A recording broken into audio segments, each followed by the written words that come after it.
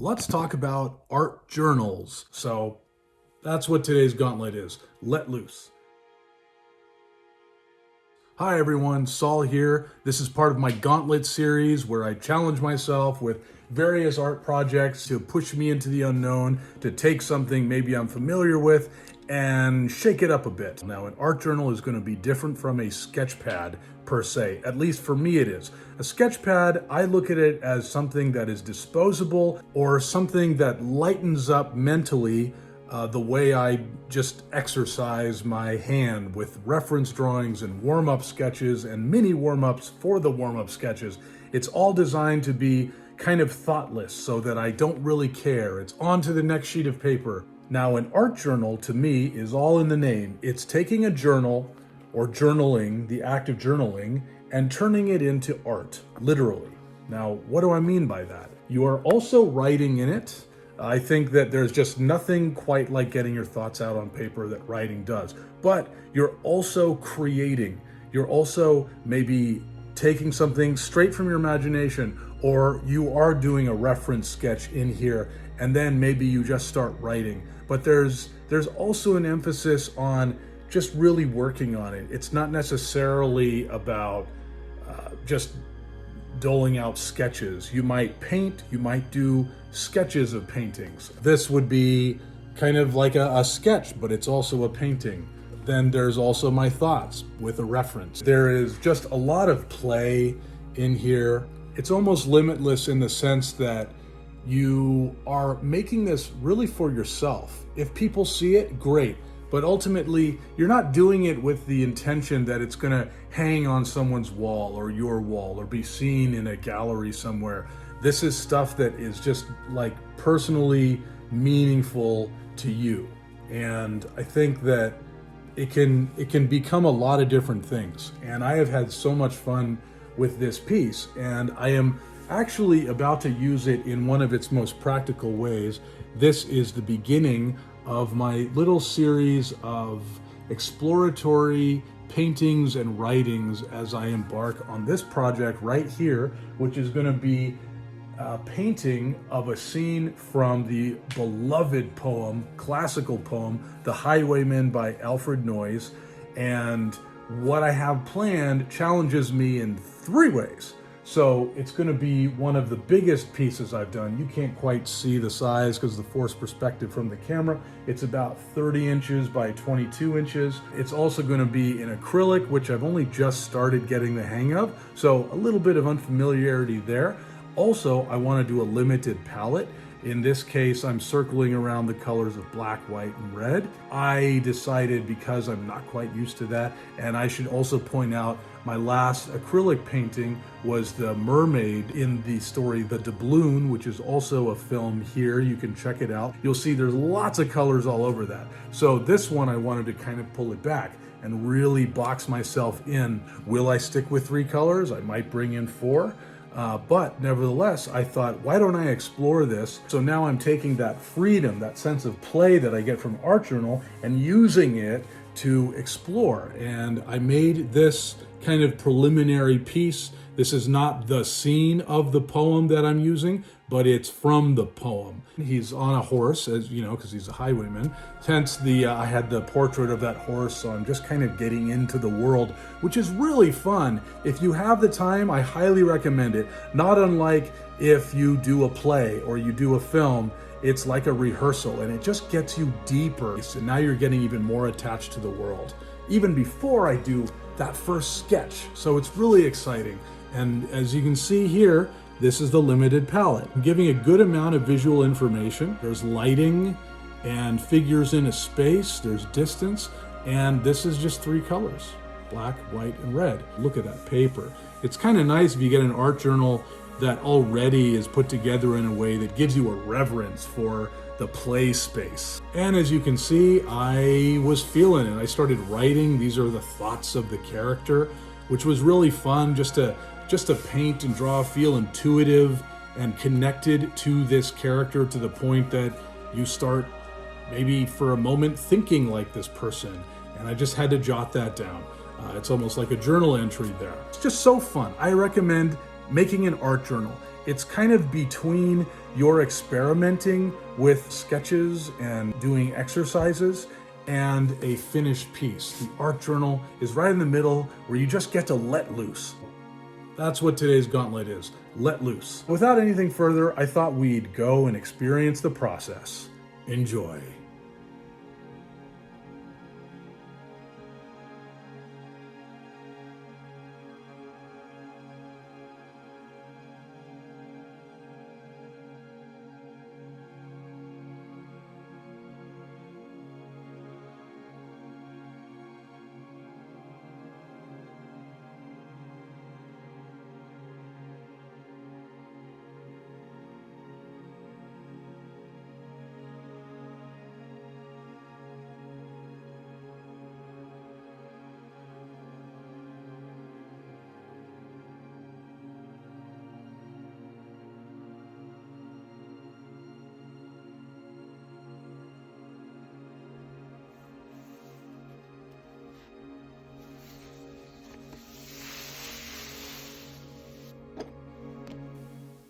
And we're off.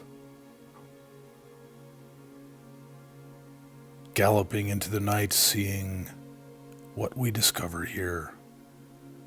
And this is all about some discovery. I was just playing around with this. Wasn't quite sure exactly where everything was going to be. Had a picture in my head. And as I said, this is not going to be the part of the poem that I am doing. That's going to be a totally different thing. This is kind of the moment before. This is existing in that world.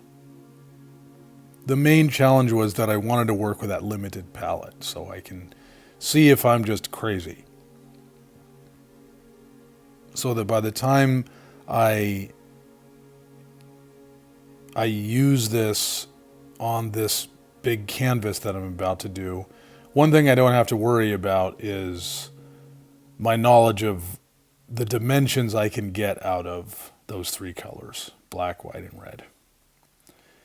And this was another byproduct that was kind of a happy accident where I decided I would make the undersketch in fountain pen, the dipping fountain pen to be specific, because as much as I love this art journal, the paper, as beautiful as it is, and it inspires me in so many ways, but the pencil doesn't really show through. So then I thought, well, why don't I do this sketch with the dipping fountain pen, like most of the sketch? And I'm pretty well versed at this point in working with the dipping fountain pen, but usually when I do it, it is its own showcase. In other words, it's not usually hidden under paint. It is featured front and center. So I generally spend more time making it look very finished, and I don't really cut loose and make a sketch, like a pencil sketch with it. And I look at the strokes on my pencil sketches, and I see all the fun, and I see the fast and loose quality, and I can see the movement. And then when I look at my ink drawings, I don't always see that. So with this one, my instinct was, hey, let's do it with the fountain pen. And now what I see, the byproduct of that I really benefited from, was that I discovered a sense of play with the ink. Now we go to the next stage. The first is an underpainting of red. I wanted this to be predominantly a red theme, and generally when you do a full-on underpainting with a color, that is one way to immediately tell the painting what it's going to be themed under. That color is just going to influence everything on a level, in some places better seen than others.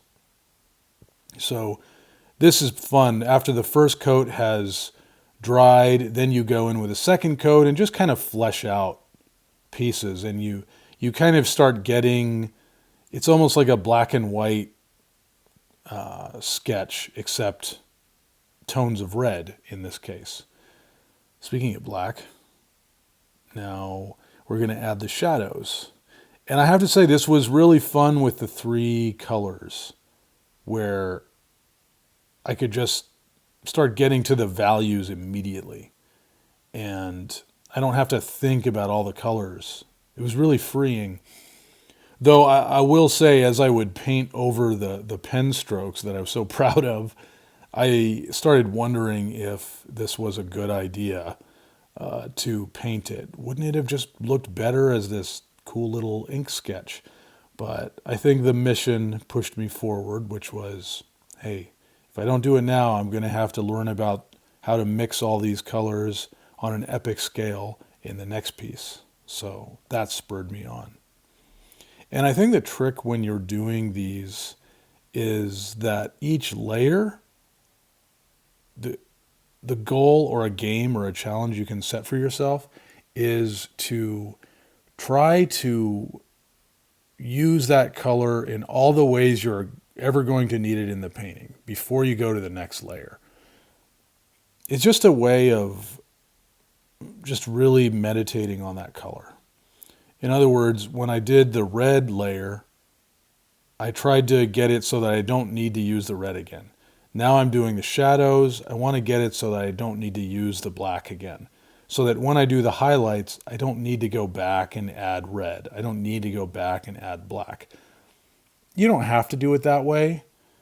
You might have seen in my last video with the doubloon, I would go back constantly and paint over her and redo it.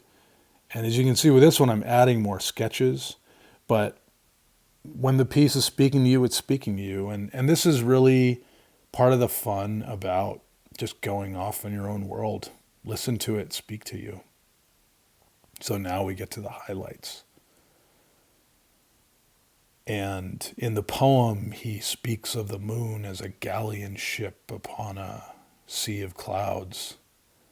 And if you do this right, when you start adding the highlights, everything starts to pop. Now, it's kind of subtle, but while I was adding white, I also started mixing the red with the white. So I started getting shades of pink that would add dimension. And certainly as you keep doing this, as you keep trusting yourself, it starts to speak to you. And you go, oh, I need more pink here. No, I need white. And you see I'm adding this tree just to give like a sense of like more of the darkness. And then I wanted to put this piece in the foreground. I don't know if heather is a tree, but it's definitely like this kind of beautiful wispy branch. And I know Alfred Noyes talks about heather and pine as the natural growth of vegetation in the area that inspired him. And I love this part. So I just had to go crazy and add a 4th color. And this was for the window. That is where Bess, the landlord's daughter, resides. And this is who the highwayman is coming to see. And even though she's not physically in this piece, I really wanted to put her influence in here somehow. So that window is the warmest place for him, and he's heading over there. And this was fun. Look at that. 3 colors. And they're just in the lid of that tiny mason jar that I was using to mix the water with the paint. Nice little dust cloud there. The horse is kicking up. And I felt like it wasn't dark enough. Make that window really stand out more. Now, I hope you're enjoying this. I hope you're getting some value out of it. And if you are, it would mean so much if you'd go ahead and hit that like button, leave me a comment, tell me what you think, maybe even subscribe if you haven't already. And that way it might tell the algorithm gods to send it on out to find other people who might get something out of it. And that's good jaws for everyone. I find moments like these are the payoff of the painting. The beginning is a lot of faith, acts of faith, one on top of the other. You don't know where it's going to go when you're sketching it, when you're adding the ink sketch, when you're adding the underpainting, when you're adding the shadows. You just kind of have to have faith that it's going to look right. It also depends on how much planning you've done, or if you've done a thumbnail sketch to get a sense of the piece, which I hadn't really done for this.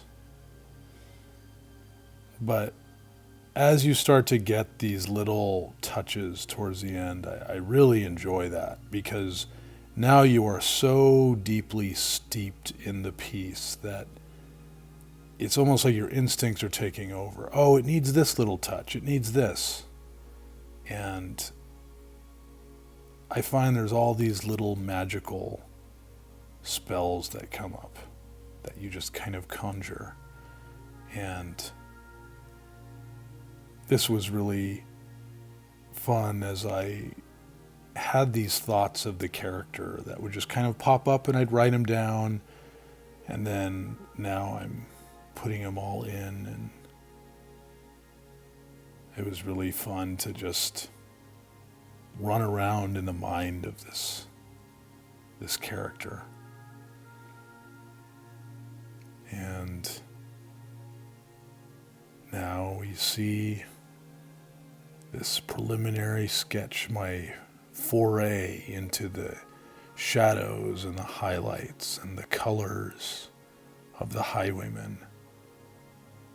And I invite you to read the poem. It's very easy to find. And I should also point out the color red plays a significant part in the poem. It's definitely themed throughout the poem. So it was kind of like, it was almost like I could feel Alfred Noyes speaking to me. If I was to paint this, it would be in the night, and there's the moonlight, and red is all through. So it's like he's telling me what this world is made of, what it looks like. And thank you so much for taking this little journey with me. There is more of the Highwayman to come. I'm so excited.